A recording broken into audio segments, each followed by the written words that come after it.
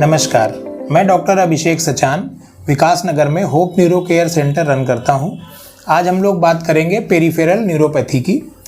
Peripheral neuropathy मतलब peripheral nerves की problems की वजह से जो पेशेंट को सिम्टम्स आते हैं या दिक्कतें फेस करनी पड़ती हैं उसको पेरिफेरल न्यूरोपैथी कहते हैं। पेरिफेरल नर्व्स का मतलब है जैसे कि जो नसें हमारे हाथ पैरों को सप्लाई करती हैं, चेस्ट एब्डोमिनल एरियाज़ या बैक एरियाज़ को सप्लाई करती हैं, वो सारी पेरिफेरल नर्व्स होती हैं।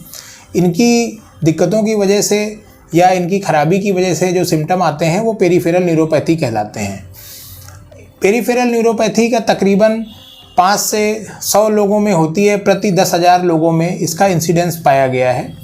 आजकल ये बीमारी काफ़ी तेज़ी से लोगों में बढ़ रही है। पेरिफेरल न्यूरोपैथी में 2 तरीके की होती है, मोनोन्यूरोपैथी या पॉलीन्यूरोपैथी।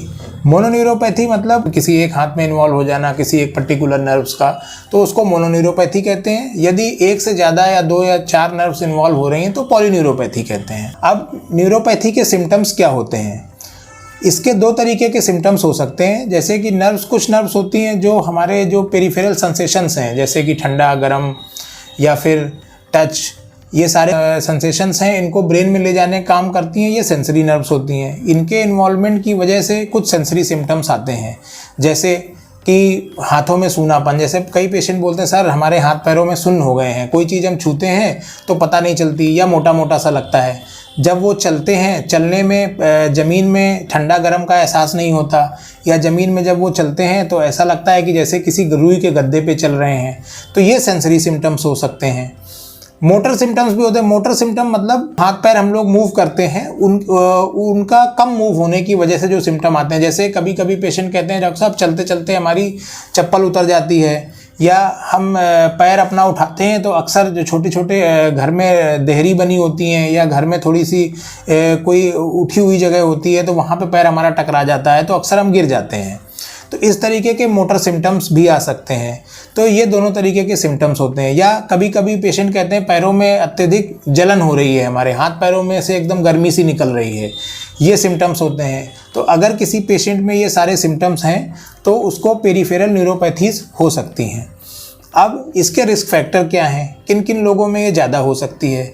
ये आजकल डायबिटीज़ हमारे देश में बहुत तेज़ी से बढ़ रहा है। डायबिटीज़ एक में लगभग 50% लोगों को डायबिटीज़ के टेन्योर में कभी ना कभी पेरिफेरल न्यूरोपैथी डेवलप होती है। तो सबसे ज़्यादा तो प्रोन डायबिटीज़ वाले पेशेंट्स हैं। इसके अलावा जिनको किडनी डिजीज़ हैं, जैसे क्रोनिक किडनी डिजीज़ है जिनको, उन पेशेंट्स में न्यूरोपैथी की प्रॉब्लम्स बहुत ज़्यादा रहती है। तीसरे जो क्रोनिक एल्कोहलिक पेशेंट हैं, जो लंबे समय से अल्कोहल का सेवन कर रहे हैं, उन पेशेंट्स में न्यूरोपैथी होने की संभावना काफ़ी ज़्यादा रहती है।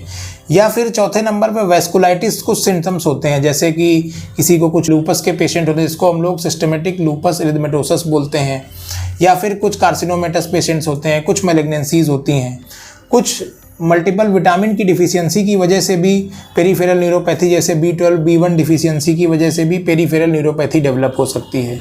इसके अलावा लेप्रोसी एक इम्पॉर्टेंट कॉज है जो इंडिया में अब डिक्लाइनिंग है, लेकिन फिर भी काफ़ी ज़्यादा इम्पॉर्टेंट कॉज है न्यूरोपैथी का, जिसमें कि पेशेंट को सुन्नपन होना और न्यूरोपैथी के सारे सिम्टम डेवलप हो सकते हैं। अब इसका ट्रीटमेंट क्या है? तो सबसे पहले तो इसमें ट्रीटमेंट के लिए सबसे ज़रूरी चीज़ है कि अगर आपको, जैसे मैंने ऊपर बताया कि जो बीमारियां हैं ये हैं, तो उनका प्रॉपर ट्रीटमेंट होना चाहिए। सबसे ज़रूरी चीज़ तो ये है कि आपको न्यूरोपैथी डेवलप ही ना हो। अगर आप अपनी शुगर्स ठीक से कंट्रोल कर रहे हैं, शुगर की बीमारी ठीक से चल रही है और उसमें शुगर कंट्रोल रह रही है, तो न्यूरोपैथी के डेवलपमेंट होने के चांस कम रहते हैं। अल्कोहल का सेवन कम से कम करें।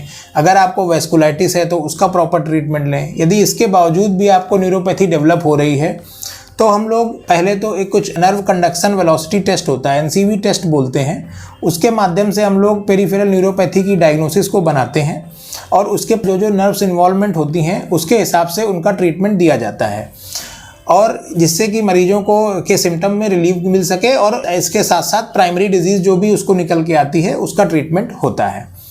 इस प्रकार से हम लोग पेरिफेरल न्यूरोपैथी को ट्रीट कर सकते हैं। Thank you.